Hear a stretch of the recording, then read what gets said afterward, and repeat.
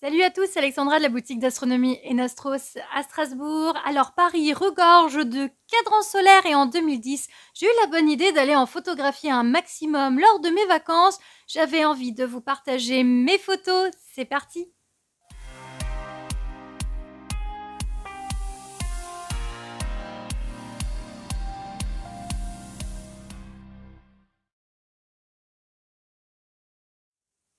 Alors déjà, pour comprendre comment je me suis retrouvée à 22 ans à aller photographier des cadrans solaires, il faut se remettre dans le contexte. Je venais de finir le lycée, j'ai intégré très rapidement ma première association d'astronomie en 2009, les chasseurs d'éclipses de Crut, et la plupart des membres connaissaient très bien, parlaient beaucoup de cadrans solaires, et j'avoue que je connaissais un petit peu, mais j'étais pas forcément super calée sur le sujet, alors j'ai commencé à m'y intéresser pour pouvoir comprendre les conversations des différents membres de l'association. Et quoi de mieux lorsqu'on commence à découvrir les cadrans solaires que le livre de Denis Savoie. Alors, Denis Savoie, il a été le président de la commission des cadrans solaires de France pendant plusieurs années.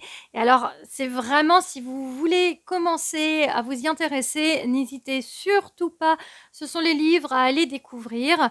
Vous pouvez également regarder des vidéos sur YouTube. Moi, j'ai fait quand même plusieurs vidéos sur les cadrans solaires également, dont ma conférence que je vous mets en descriptif dessous. Alors, c'est vraiment très intéressant pour comprendre les mouvements de la Terre, les mouvements de rotation et de révolution. Et ça explique pas mal de choses aussi sur le temps. Donc, finalement, je me retrouve à essayer de comprendre les cadrans solaires et en 2010, j'ai eu l'idée de faire quelques vacances chez des amis à Paris pour les Journées européennes du patrimoine, donc en mi-septembre, pendant 2 semaines. Et je me suis dit, mais pendant 2 semaines, qu'est-ce que je vais faire à Paris? Je connaissais déjà par rapport à mes quelques voyages, forcément, les voyages un peu touristiques que j'ai pu faire, découvrir l'Arc de Triomphe, la Tour Eiffel, un petit peu les grands classiques. Je me suis dit, j'ai envie de voir autre chose, de découvrir Paris autrement.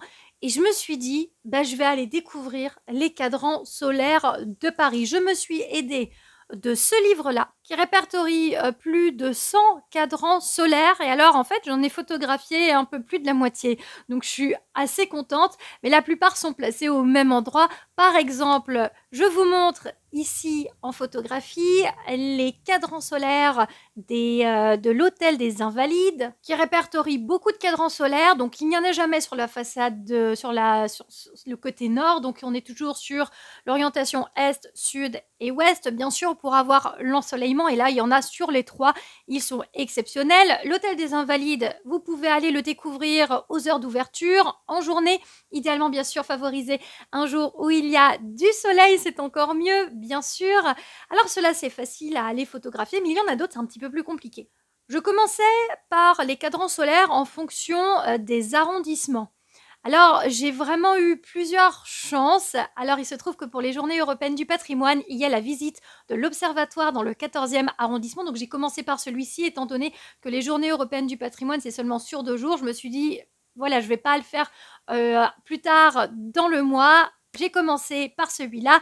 Donc, à l'Observatoire, il y a une méridienne magnifique. J'ai également pu découvrir plusieurs objets anciens en laiton, des sextants, des octants, des nocturlabes, des astrolabes. Vraiment, enfin, l'Observatoire de Paris dans le 14e arrondissement est vraiment magnifique. J'ai également pu photographier des médaillons Arago. Je ferai probablement une vidéo dessus. Voilà, elle va venir plus tard parce que ça fait partie des petites choses comme ça que j'avais envie de vous parler également. Et le lendemain, donc ça c'était le samedi, donc j'avais vraiment prévu mon petit programme et tout, voilà. Le samedi, donc l'observatoire, et le dimanche, je suis allée me promener au Petit Palais. Et alors vraiment un coup de bol monumental pour ce week-end-là. Il y a le canon qui est mis en place, qui est allumé, et donc j'ai pu entendre le canon solaire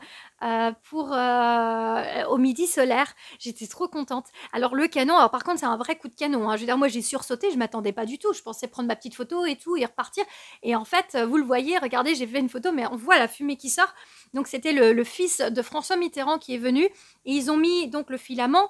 Il a effectivement un emplacement très spécifique. On a une lentille qui vient concentrer les rayons du soleil au midi midi solaire qui fait brûler ce petit filament et qui va déclencher un coup de canon, de quoi vous faire retourner le cœur. En tout cas, c'était assez impressionnant et je suis trop contente de l'avoir entendu. C'était vraiment un coup du hasard parce que on n'est pas passé, on est passé un peu sans vraiment prévoir le midi solaire.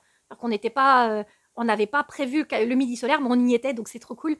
Vraiment souvenir incroyable. Et donc le reste de mes vacances, bah, c'est fait par arrondissement. Donc j'ai commencé par le premier, qui a été d'ailleurs un des plus difficiles.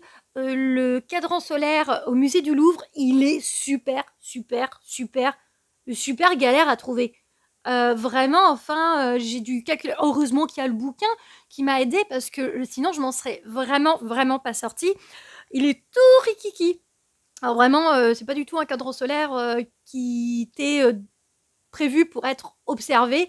Il était prévu pour les personnes qui travaillaient sur le chantier, pour les horaires où il fallait commencer et finir la journée. Donc c'est littéralement vraiment un cadran solaire de travail.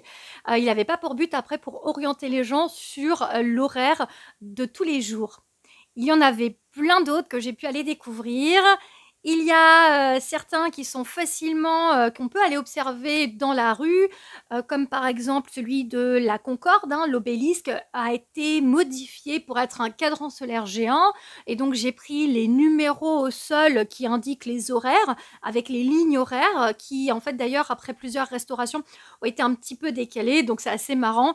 Mais en fait l'obélisque indique seulement le midi, le midi local, et pour les autres horaires, tout est faux.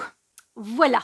Donc c'est un petit peu drôle de se dire que c'est un cadran solaire qui est faux, qui c'est le plus grand, c'est le plus faux. Donc bon, vous voyez que la preuve, hein, parfois c'est pas la taille qui compte. J'ai pu continuer, alors il y en a d'autres qui sont pas accessibles depuis la rue.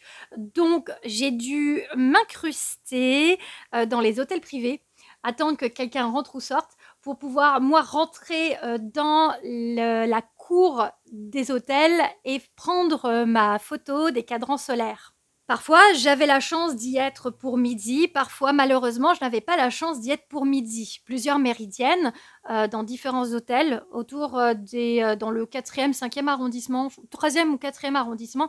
Malheureusement, je n'ai pas pu les photographier ensoleillées. Parfois oui, parfois non. C'est toujours un petit peu un coup de bol parce que les méridiennes, il faut être à midi solaire. Donc vraiment, le créneau est super short et je peux pas être à plusieurs en même temps puisqu'ils ont quand même, ils ne sont pas placés au même endroit. Donc c'est toujours un petit peu particulier. Et puis je me suis retrouvée dans le 5e arrondissement. Alors, le 5e arrondissement de Paris est quand même magnifique, des bâtiments superbes, très riches, hein, bien sûr, c'est le 5e, hein, faut pas déconner, bon pas autant que le 16, mais voilà, c'était quand même assez impressionnant.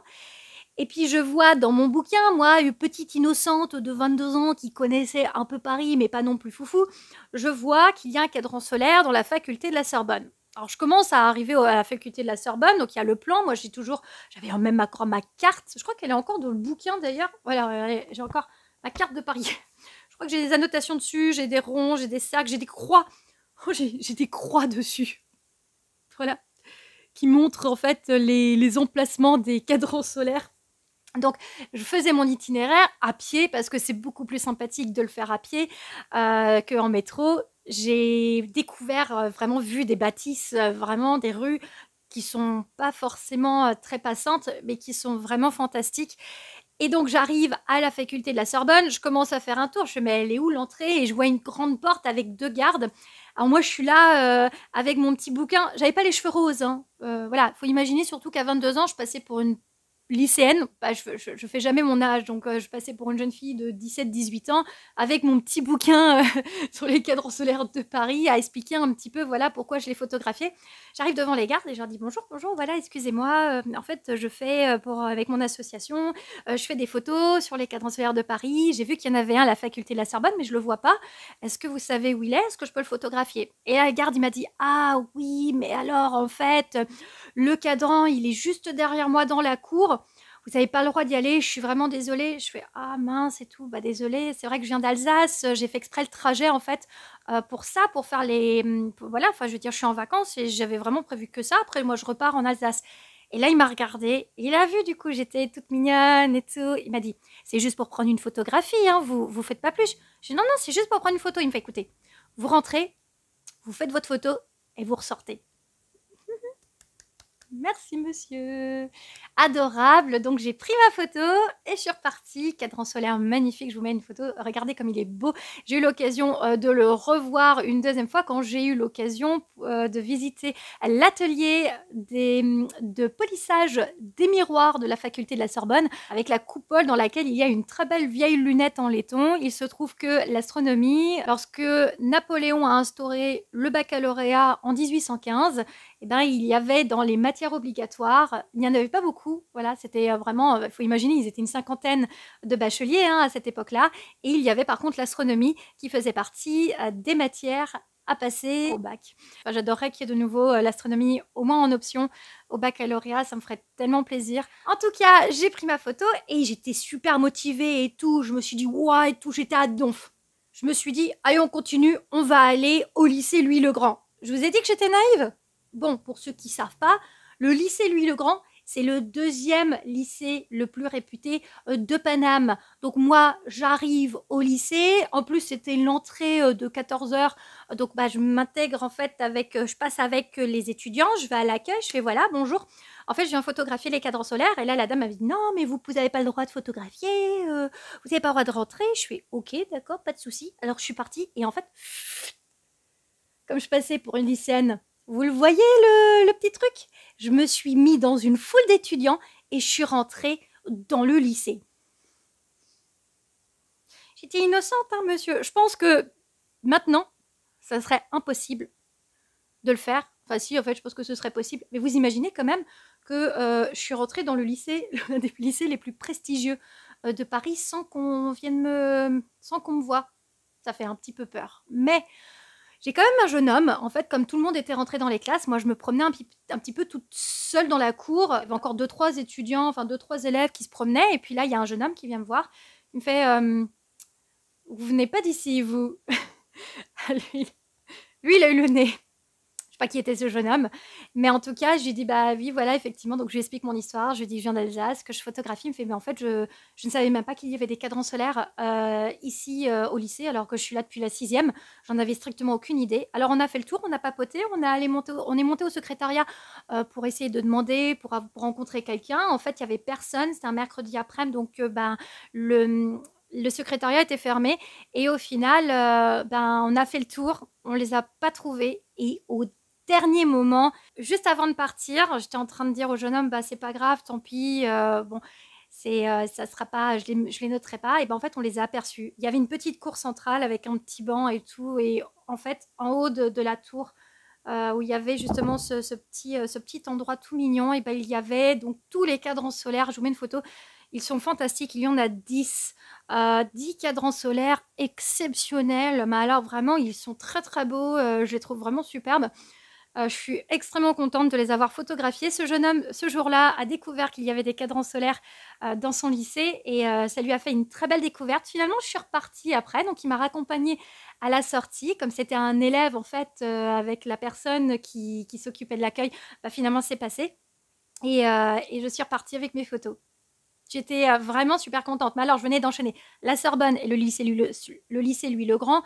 Et j'étais tellement à dedans, je me suis dit, oh punaise, je suis tellement sur une good vibe, je vais aller me faire le lycée Henri IV. Je suis rentrée. Alors là, par contre, je ne suis pas rentrée avec une foule d'élèves. Je suis rentrée.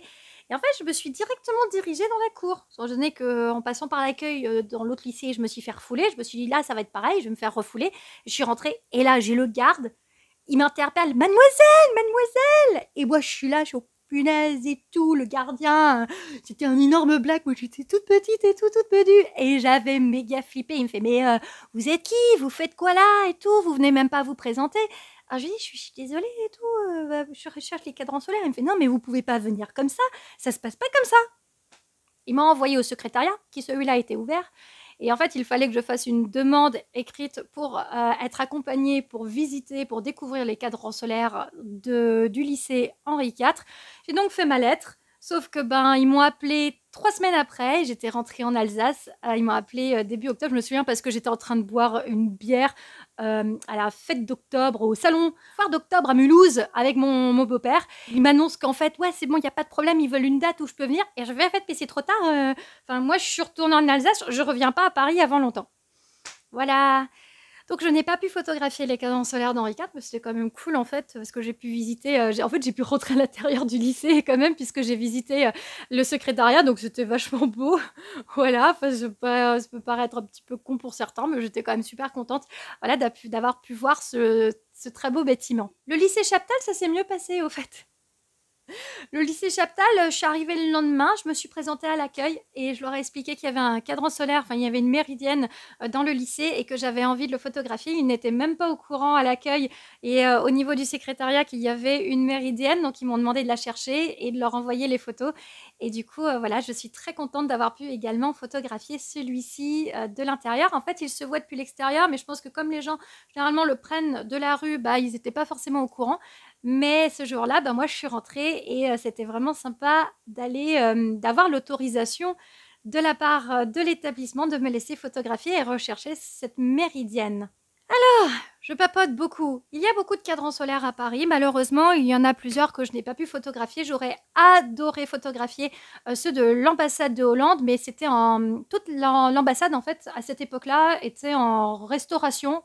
Donc je n'ai pas pu y aller parce qu'il n'était pas accessible et pareil faire une demande écrite pour les visiter. Donc malheureusement ce ne fut pas pour cette année-là. Mais j'ai quand même pu en photographier énormément. Je vous mets des photos, regardez qui défile en même temps, c'était vraiment superbe. J'ai appris beaucoup. Je pense que lorsqu'on commence à s'intéresser aux cadrans solaires, à les découvrir, les différents cadrans solaires, essayer de voir comment ils sont placés, comment ils sont orientés, c'est très bien. Petite dernière, j'ai été extrêmement triste pour un des cadrans solaires qui était quand même assez fascinant. C'était celui qui est placé aux Halles, qui était un cadran solaire en fibre optique. Alors peut-être que certains l'ont connu, qui date des années 1990. Et en 2010, en fait, la stèle, donc j'ai pas pu le photographier puisque la stèle avait déjà disparu, mais j'ai photographié les marquages au sol, comme vous pouvez le voir. Mais alors c'est fou parce que je me souviens de ce cadran solaire quand j'étais beaucoup plus jeune. On était venu à Paris et on est venu aux Halles parce qu'il y a Châtelet pas très loin. Et je me souviens de cette stèle, mais je ne savais pas ce que c'était, ou alors mes parents m'avaient expliqué, mais j'ai un vague souvenir. Je sais que je l'ai vu, mais pas cette année-là. Je l'avais vu beaucoup, vraiment avant. Et j'étais super triste d'apprendre qu'en fait, quand ils ont rénové toute la place des Halles, en fait, ils ont tout détruit. Il n'y a plus rien qui existe. Déjà, la stèle avait disparu. Alors, vous allez me dire, mais pourquoi la stèle avait disparu? Parce qu'apparemment, il y avait eu la dégradation du monument. Après, il y avait les marquages. Donc, en fait, là, il n'y a vraiment plus rien. Donc, si vous y allez, à part sur l'église Saint-Eustache où il y a le cadran solaire et les deux méridiennes, vous ne verrez pas ce magnifique cadran solaire en fibre optique. Il y a seulement des vieilles photos qui existent encore sur certains forums.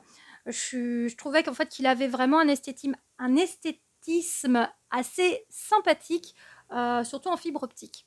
Voilà, alors en fait, j'ai encore quelques histoires sur les cadrans solaires, mais je veux pas tout vous raconter. J'ai pas envie de vous saouler avec mes histoires, surtout que ça fait déjà presque 20 minutes que la vidéo tourne.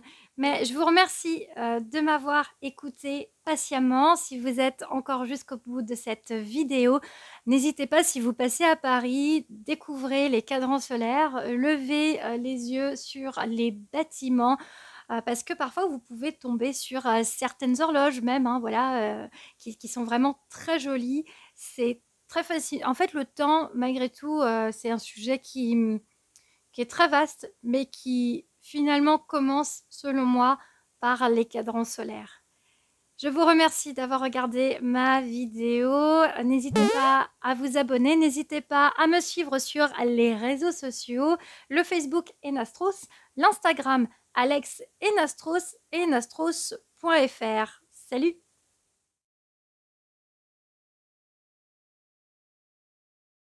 Petit bonus, eh oui, c'est encore moi. J'organise cet été du 17 au 21 août un stage d'astronomie. Alors, il y a encore des places disponibles. N'hésitez pas à vous inscrire si vous avez envie de découvrir le ciel étoilé ou d'apprendre à utiliser votre instrument loin de la pollution lumineuse. Ce sera dans les hauteurs des Vosges, donc en Alsace. Vous pouvez choisir la formule puisque On aura l'animation, le repas du soir, l'observation et vous avez également la possibilité de dormir sur place. Mais rien ne vous empêche de faire le package complet cette année puisque j'ai prévu, vous pouvez seulement venir par exemple à l'observation, vous pouvez venir à l'animation et à l'observation et ramener votre repas, manger sur place ou faire la totalité, faire les 4 formules.